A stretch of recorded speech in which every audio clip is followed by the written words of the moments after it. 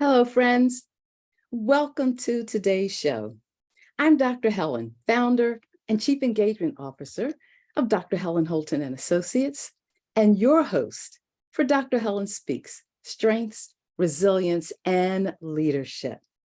It is so good to be here with you today. Happy holiday. I look forward to our time together, and you bring joy to my day.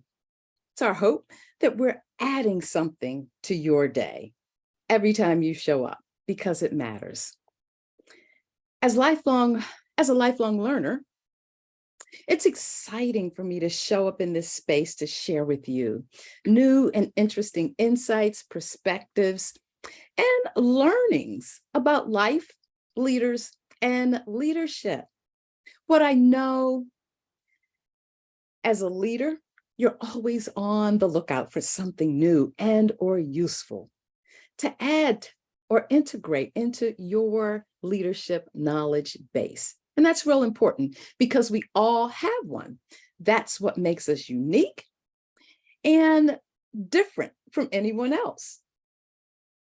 One of the most significant lessons I've learned is that the most effective leaders are lifelong learners. And who you learn from matters. And so I'm always not just taking in information, but I want to know, who's it coming from? And is it in alignment with who I am and what I represent? Because when you take something from people that you don't agree with, or they're not in alignment with who you are, is that the best you can bring to them? And there may be a way in which you bring things out of the context of someone that's not in alignment with you to demonstrate your unique difference from whatever that may be. At the end of the day, your investment in you makes you a better, stronger, and more influential leader, a more impactful leader, a more relevant leader. Sum it all up, it makes you the kind of leader we need more of in the world today. Just take a look around. You'll see what I'm talking about. You really will, because I notice it quite frequently. Yeah. And it makes a difference. Do you have the opportunity to do what you do best every day? I ask this powerful question every week, because what I know, repetition produces a process of retention. And if you retain a thing because you hear it over and over again, you're more inclined to weigh in on it, to have it resonate or bubble up to the top, closer than other things might. It makes a difference. And it's good that it makes a difference because it has the ability to add value to your life and your leadership. So I ask this question every week to stimulate your conscious and unconscious subconscious mind to make time to focus on what you want for your life. Because I assure you, you have to want it if it's ever going to be a part of your life. And sometimes we all need a little push to bring those things most important to us back into the forefront of your mind, your planning, and the actions you're going to take to move forward toward your goals. It's already within you. However, there are times when what you want gets put on the back burner. It drops to the bottom of your to-do list. So when you commit time for regular reflection, to think about this one question every day, a shift will slowly begin to occur. One that will bring you into alignment or better position to chart the course of your dreams, your desires, and your goals. Fulfilling the answer to your why. You know why, but you want the world to know why. And you want to bring it in such a way that they don't have to stop and ask you, they'll experience it with you. So in our time together, give yourself permission to let go and be fully present in this moment. to think deeper, be more intentional, and do something more or different to move closer to what you want. How will you take action with the value you get today? Jot that down on your note-taking device. I know I always say it, but for those who don't know, because this is your first time here, it's okay too.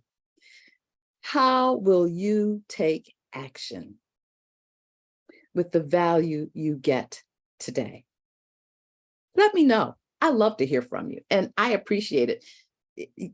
I appreciate it. People stop me in the strangest of places and say, oh my gosh, I just love your show. So if it matters to you, it matters to me. And I'm here because I care about you. Why do I do what I do? Because it makes a difference. And it's there to motivate and inspire you to engage deeper with yourself and focus on new and improved ways to live your life and to serve others with life-changing results. So before we jump into today's show, make sure you've got something handy to capture your thoughts, questions, ideas, and aha moments. Whether it's a notebook, pen and paper, a journal, a tablet, a smartphone. Truth be told, if the fastest thing, the closest thing you can grab is the back of an envelope, that works well too. Capture them so you can easily refer back to them and have conversations with yourself or ask questions of me. Share your reflections, expand your thinking, and continue to build your life, your leadership, and your legacy with intention. So today we're talking about a well-being lifestyle. Now, well-being, wellness, these are terms you hear everywhere lately. Oh, yes, everywhere.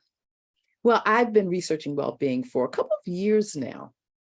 And it really started during the pandemic when people were so stressed and the world was on lockdown. And it was just someplace none of us had ever been before. And so when I thought about this topic, the first thought was to break it down into easy, manageable, bite-sized pieces. Ways to consume it without being overwhelmed and consumed by it. I came across this quote by Epicurus, who lived before Christ. Okay, let me just give perspective. Long, long, long ago, during the Roman Empire, Greek rule, long before any of us were thought. Epicurus said, well-being is attained by little, and nevertheless is no little thing itself. That's like a riddle. Little by little, but nevertheless is no little thing itself. So here's the modern day version. If you're not catching it, maybe you need to meditate on it a little bit. But the modern day version of how I interpret it is, how do you eat an elephant? One bite at a time. Let's be clear. When you look at the size of an elephant, does it mean you can't eat it? No, but you've got to take your time with it. You've got to pace yourself. You've got to figure out when you can fit it in. And you don't want to get to a place where you're stuffed. You want to add some balance, and balance is the key here. One bite at a time. It's mid-year. Can you believe it? I'm still like, half the year is gone. Where is the time gone? It's a good time to pause and assess where you are in your well-being. And it made me realize, without going back through all the other episodes, when was the last time we really talked about self-care? And well-being really falls in that space of self-care. There are 6 essential elements of well-being. Yes, 6 that I subscribe to. And if you think about it like a wheel or a pie, all the pieces fit together. Though they are individual elements, they work best when you've got them all working together. Kind of like the engine of a car, I think it has 8 spark plugs or something like that. But they all need to be working and doing what they do in tandem with one another in order for that vehicle to operate at its best, or at least fuel that engine to take you from point A to point B. And that's top of mind for me to share with you today, because it's a perfect time to pause and reflect and to grow. Making time to assess where you are in your well-being is important. Others may have an idea of where you are, and if they're close enough to you and maybe brave enough to share with you, the least you can do is hear them out. Other people see and recognize different things you may be going through that you think maybe, oh, no one's noticing that. Someone's always noticing something. Why? Because they may share what you don't see, or they may confirm where you may be feeling as well. You may think, oh, yes, I've got this under control, or no, I need a little more work over here. Well, people really close to you who know you may observe that as well. And if they really care about you, they may want to do something to help you deepen where you are, to grow, to be more holistic. Without them knowing all of what I'm talking about right now, they may just see it as, let me open up and share with you. And that's powerful information to have. Either way, whether it's an opportunity for you to grow or to shift, or whether it's, yeah, you got this, and that one's hitting just like I want it to. Either way, none of us are perfect, far from it, but we all can be more balanced in how we grow throughout this life as leaders. So the 6 elements are career, social, financial, physical, community, and spiritual. Spiritual is the one I don't find too often out there in my research. However, what I know, and for the hundreds of people I've coached over the years, it comes up in some form or fashion. And so I've added that this is really an important element of well-being. And I'm going to jump in with spiritual well-being first. Spiritual well-being.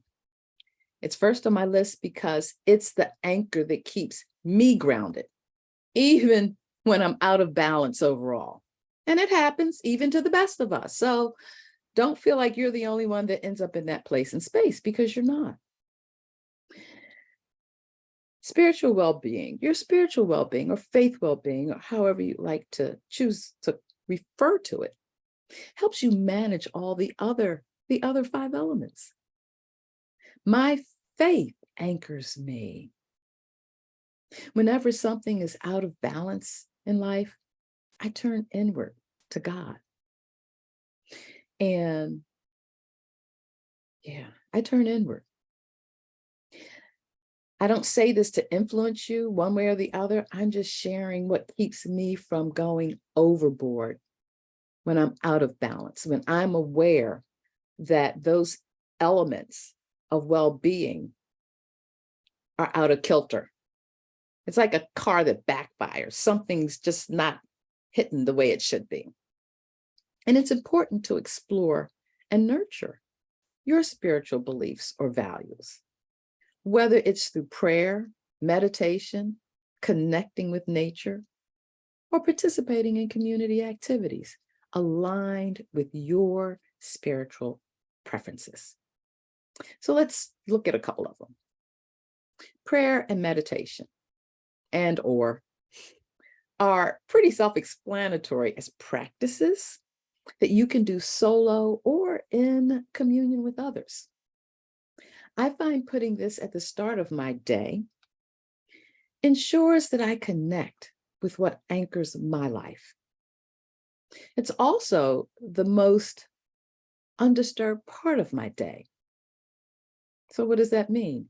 It means that reality is a lot calmer, even if I'm not, which means I've got a better chance of really spending some quality time, to be centered, to be focused, to be grateful.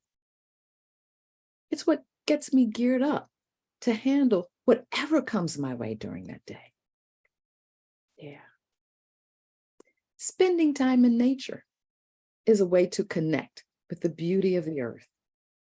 I find being on a golf course as a way to connect with nature. And it's a part of my overall well-being because when I'm on that golf course, I don't have time to focus on all the things that may be out of kilter at the moment. But I find golf courses to be peaceful and serene places. And they're beautiful. They're so well manicured and maintained. It helps me appreciate the beauty that we can easily forget about when working inside of brick and mortar structures like offices, cubicles, open workspaces, and home offices. Connecting with nature by gardening is another way to bring balance to your life. Now, I've never been big on digging in the earth, but a few years ago when life was much more stressful than it is today, a major sign of imbalance, I didn't recognize it in those terms at that time, but I knew I needed to do something to get me back in sync. And so I began gardening in my backyard in large pots. Yes, I wasn't that committed to start digging up my backyard and put a garden bed. But I said, if I can be successful at this in a big pot, then I can make some headway.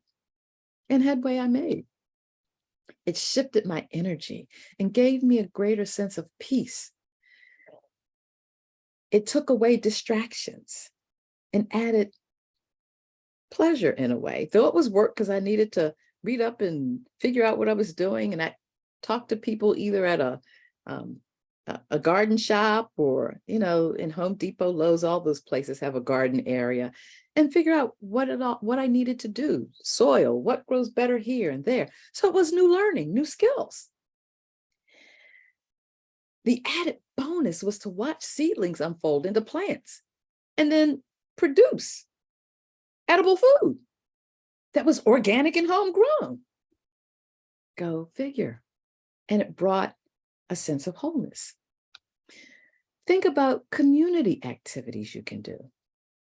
Participating with other people in communal worship, rituals, and practices that hold personal significance to you and align with your spiritual beliefs is powerful and grounding because you find yourself in community. Yeah, that's spiritual well-being. Second on the list, I put career well-being. Why? Many theories, frameworks, all of that always bring in what you do in your livelihood. And this is where you want to focus on cultivating a fulfilling and purposeful career path. Something we're all here to do something. And where are you in the integration of work-life balance? That's where this really comes into play, because work can squeeze out every other element so that you become a different person. Are you in the integration? Are you developing integration of your work-life balance? Are you developing new skills, seeking opportunities for growth? How are you managing stress? What are you doing to maintain a positive attitude towards your career choice? This is a great place to review goals, set new goals, and track your progress of prior goals set. Keep this in mind. If you don't like where you are or what's happening in your career, You're the only one that can really change that. Mhm. And it does help before you jump into major changes that you assess if that's what you really want. So here are a couple ways you can support and nurture your career well-being. Continuous learning. Isn't that what I say? When you come here, it's because you're a lifelong learner. You're looking to add value, to grow, and to develop your leadership. And if you're developing your leadership, you're developing your legacy. This time of year is a good time to attend conferences or retreats away from home and combine a little rest and relaxation with learning and nurturing your career. See, another kind of well-being, connecting the dots. Don't lose sight of where we're going. But that's a great way to enhance your knowledge and expertise while working on overall well-being. Networking.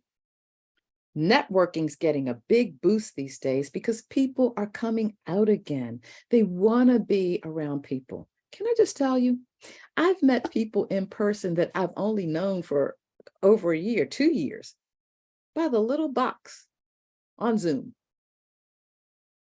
I've met people, and when I looked, I didn't look them square in the eye. I was like, oh, I didn't know you were that tall.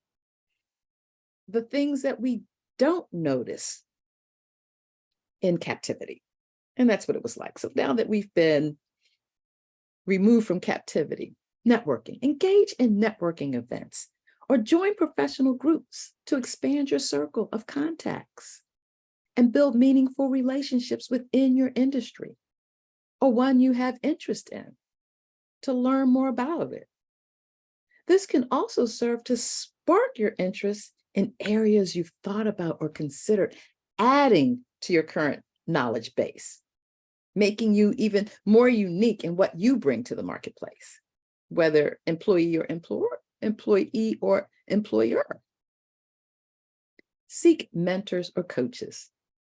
Connect with experienced people in your field who can provide guidance and support in your career journey.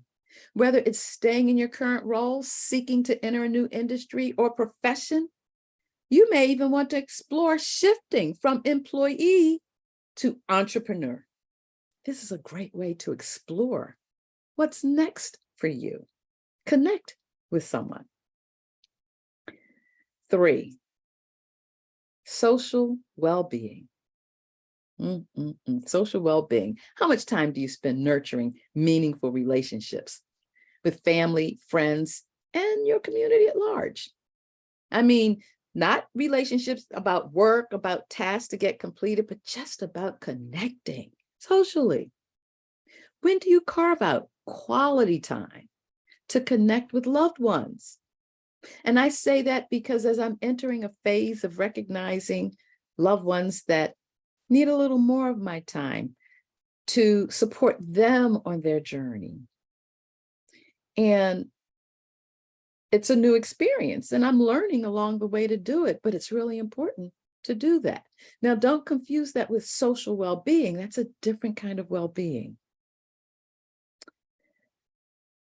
Make quality time to connect with loved ones socially. And think about when's the last time you've carved that time out in particular to celebrate, be it a birthday, an anniversary, or just a holiday. Engaging in social activities is important. It gives you another dynamic of well-being. It's also a good way to strengthen relationships with work colleagues and friends.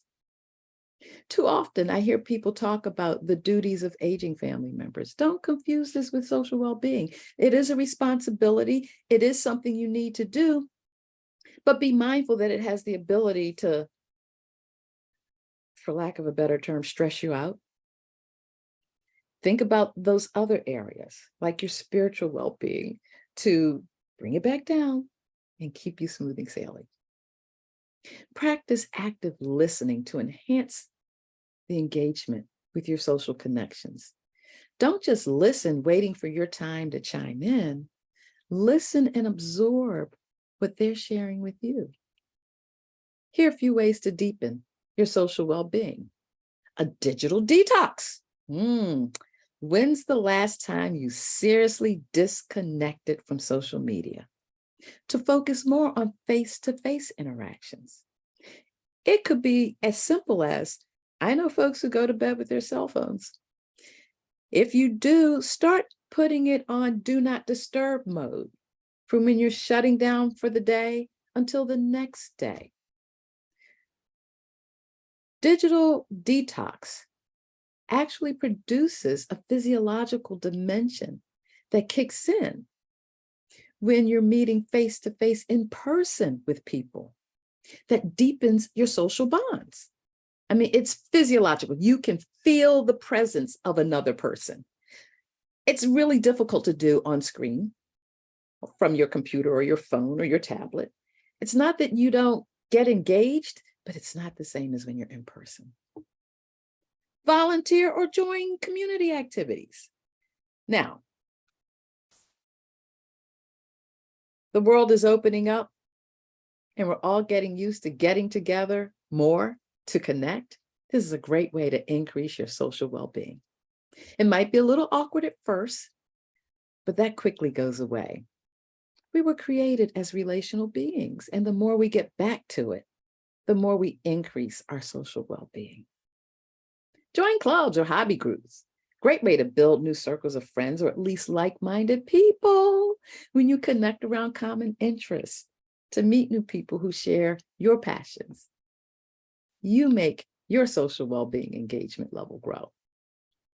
Developing a multifaceted lifestyle focused on well-being in the 6 different areas of your life leads to a more fulfilling and holistic sense of well-being. The most important thing to keep in mind is to focus on finding what works best for you. The end game is about creating a sustainable lifestyle. If your goal is to live a calmer, more engaged and successful life as a leader, these are some of the ways you can begin doing that. Next week, we'll talk about the other 3 areas of well-being. Join us for our afterwards of today's topic of a well-being lifestyle. This is just part 1.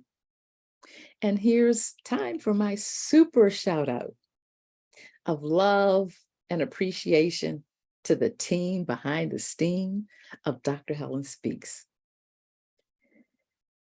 You are the ones that show up to support this show in serving you. Oying, Jessica, Tina, Hugh, and Titus. Thank you. Thank you. You all stand beside me. You help make this show happen every week. Connections, well-being, relating. It's all about who we are at our core. So don't get caught up in thinking, oh no, I don't have time for that. Make time. Make time. The next time that invitation to do something a little different that you're somewhat curious about, go for it. It doesn't mean it's always going to work out the way you plan, but I guarantee you this, it'll certainly be different than if you'd said no. As much as no is a complete sentence, yes is opening the door to something new. Our purpose is to bring you insightful and intriguing information to help you level up your leadership. What keeps you moving forward from here to what's next? Dr. Helen Speaks. Join us live on Tuesdays, 10 a.m. Pacific time, and 1 o'clock p.m. Eastern time. Replays are available here on the Win-Win Network, but also on our YouTube channel, Dr. Helen Holton. Please go there on YouTube, subscribe, and it's where you'll find all of our shows are housed there from the very beginning. I think this is where we're over 80 at this point. We look forward to seeing you next week and seeing you in the afterwards coming up now. Here on Dr. Helen Speaks, Strengths, Resilience, and Leadership. We show up here for you because you matter. You're why we do. what we do.